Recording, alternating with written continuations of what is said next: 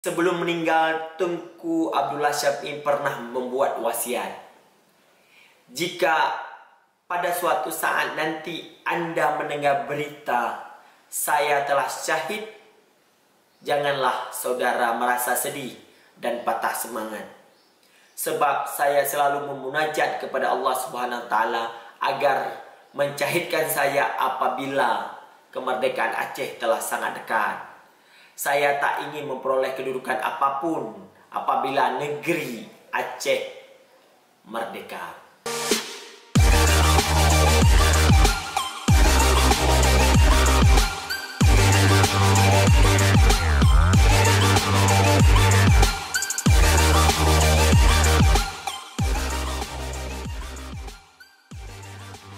Assalamualaikum warahmatullahi wabarakatuh. Hai, balik lagi dengan saya Dedi.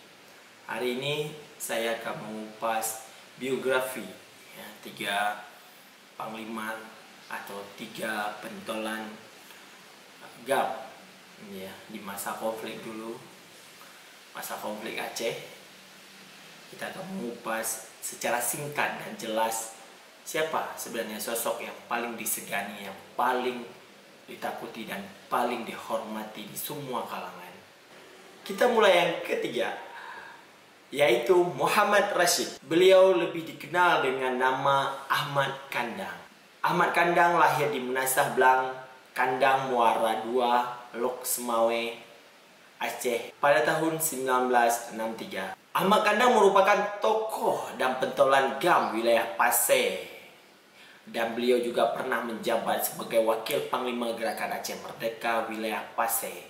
Nama aslinya Muhammad Rashid, tapi lebih dikenal dengan nama seramnya atau nama gagahnya adalah Ahmad Kandang. Pasal dia lahir di desa Kandang Muara II, Aceh Utara atau Lok Semawe sekarang. Pada akhir 1998, Ahmad Kandang menjadi pentolan GAM yang paling dicari aparat keamanan. Bahkan aparat keamanan sempat membuat satu operasi khusus mencari Ahmad Kandang sampai ke pelosok Aceh, yaitu Operasi Wibawa di tahun 1999. Pada masa konflik dulu, Ahmad Kandang menjadi operator lapangan.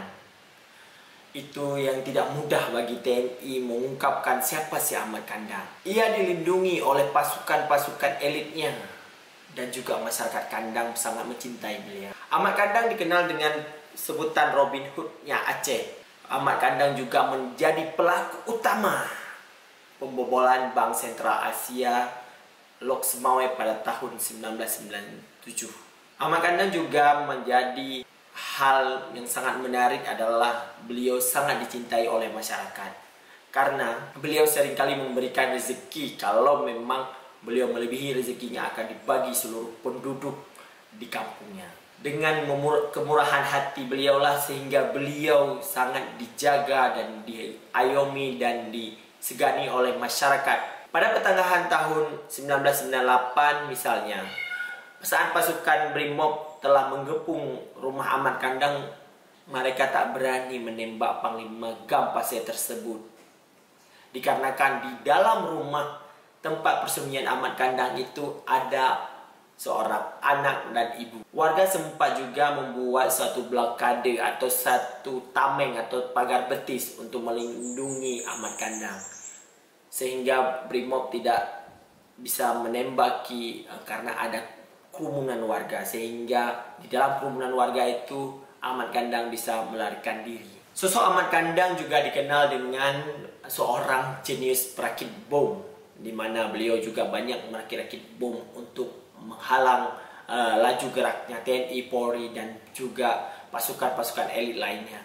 Beliau juga seorang yang ahli di dalam perencanaan strategi penghadangan TNI, Polri. Ada beberapa bom yang sangat masyhur terdengar sampai sekarang adalah di mana beliau mengebom Bursa Efek Jakarta dan mengebom beberapa objek vital yang lain yang ada di Aceh.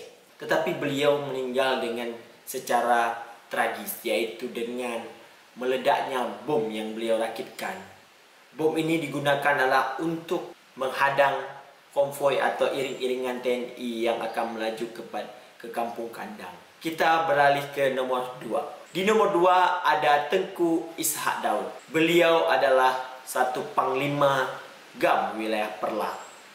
Beliau lahir di tanggal 22 Januari 1960. Ishak Daud lahir di Desa Blang, Gelumpang, Kuala Idi, Kecamatan Idi Raya, Aceh Timur pada tahun 1960. Ia adalah anak pertama dari pasangan Muhammad Daud bin Tengku Bashar dan Nuriyah. Semasa kecil, Ishak Daud ini tinggal di lingkungan desa yang rata-rata hidup di bawah garis kemiskinan. Ayah Ishak Daud seorang nelayan dan ibunya seorang penjualan kue. Ishak Daud merasa tidak pernah puas dengan kondisi itu.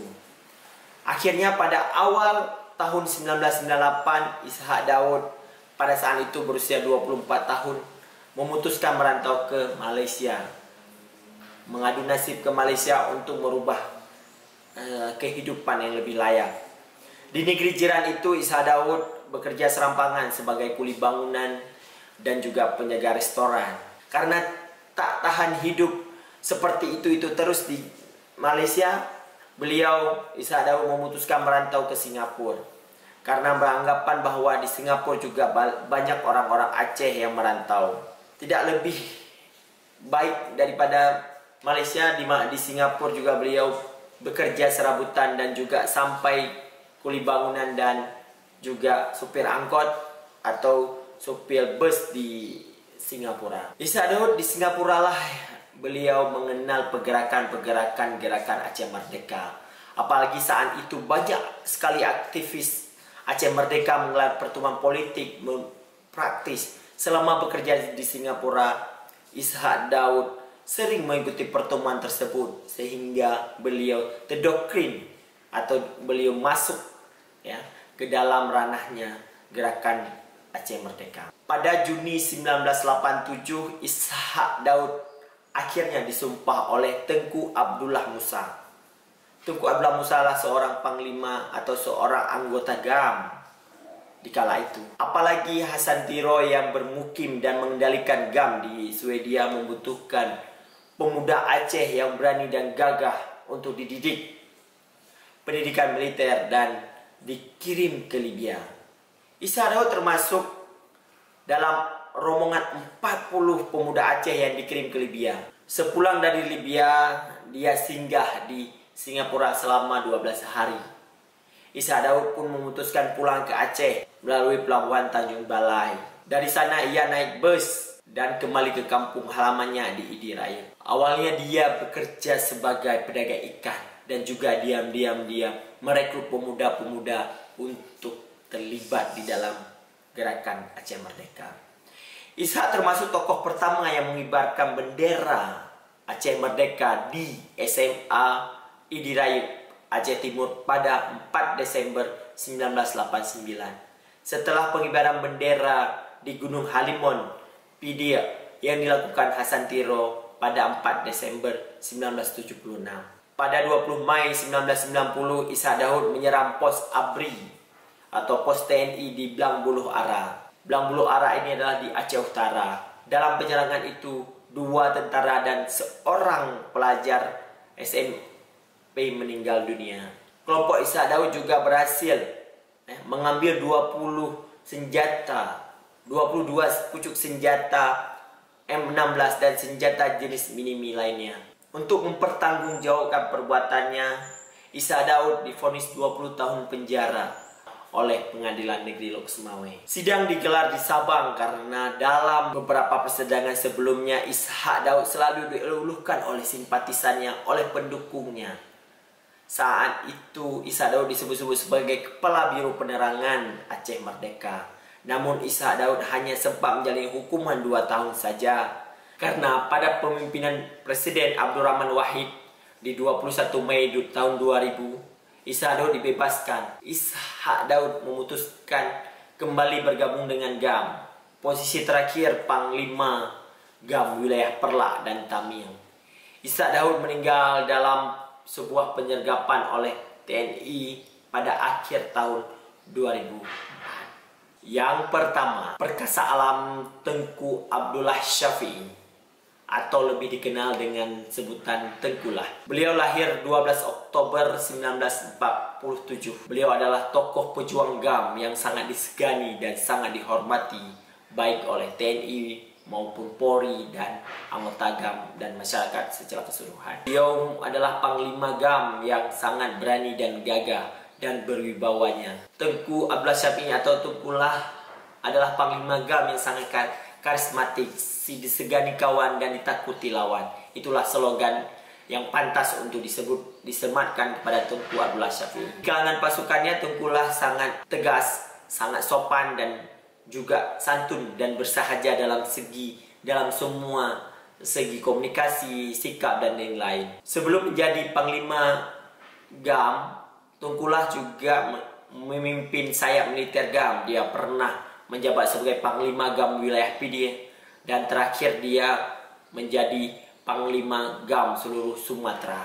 Konon kata ceritanya adalah beliau memimpin GAM, menjadi Panglima GAM selama 20 tahun dan beliau bergerilya dari satu gunung ke gunung yang lain. Tengkulah tidak mendapatkan pendidikan militer di Libya seperti Arjuna atau Ahmad Kandang. Inilah yang membuatnya tidak begitu suka dengan penggunaan kekerasan dalam perjuangan. Kekuatan senjata hanya untuk mempertahankan diri. Hal itu pula yang membuat Tengkulah sangat dihormati tentara musuh. Tengkulah lahir di desa Mantang Gelumpang 2, Biren. Beliau hanya sempat bersekolah hingga kelas 3 di Madrasah Aliyah Negeri atau di MAN Pesangan. Keluar dari sekolah tersebut, Tengkulah memilih belajar agama di sejumlah pesantren di Aceh. Tengkulah mulai terlibat dengan GAM pada tahun 1980. Ada juga kabar menyebutkan Tengkulah bergabung dengan GAM sehari setelah Hasan Tiro memproklamirkan GAM di Gunung Halimun. Sebenarnya masa hidup Tengkulah termasuk unik. Ia banyak terlibat di dalam dunia teater bersama grup Jempa. Sangat jauh dari kesan militer, tetapi belakangan hal itu sangat membantu Tengkulah dalam hal penyamaran. Mobilitas Tengkulah tak terdeteksi sama sekali oleh musuh. Orang Aceh menyebut Tengkulah punya ilmu Prabun atau ilmu bisa menghilangkan diri. Tengku Abdullah Syafi'i meninggal dunia pada 22 Januari 2002 di Jim, Bandar Baru, PD Jaya. Dalam sebuah penyergapan oleh TNI, sang istri dan 5 pasukan ikut syahid dalam penyerangan tersebut. Sebelum meninggal, Tengku Abdullah Syafi'i pernah membuat wasiat. Jika pada suatu saat nanti Anda mendengar berita saya telah syahid, janganlah saudara merasa sedih dan patah semangat. Sebab saya selalu memunajat kepada Allah Subhanahu wa taala agar mensyahidkan saya apabila kemerdekaan Aceh telah sangat dekat. Saya tak ingin memperoleh kedudukan apapun apabila negeri Aceh merdeka. Itulah 3 pentolan GAM, 3 panglima GAM, 3 syuhada yang telah berpulang, yang biografinya kita angkat hari ini. Semoga beliau mendapatkan syurganya Allah. Semoga beliau diampuni dosa-dosanya. Semoga ada cerita yang menarik lagi yang akan kita ungkapkan atau kita bagikan kepada sahabat Sahas Inisiatif. Tetap stay terus di Sahas Inisiatif. Wabillahi taufiq wal hidayah. Assalamualaikum warahmatullahi wabarakatuh.